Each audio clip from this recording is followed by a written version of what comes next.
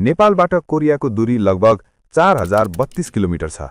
के तपाईले सोच्नु भएको छ नेपालबाट कोरिया पैदल जानु पर्यो भने कुन कुन ठाउँबाट जानुपर्छ? नेपालबाट यात्रा सुरु हुन्छ हिमालयका भीषण पहाडहरूबाट, जहाँ हिलाम्मे बाटो, चिसो हावा, अक्सिजनको कमी। यहाँ एक गलत पाइलाले सिधै तपाईको मृत्यु हुन सक्छ।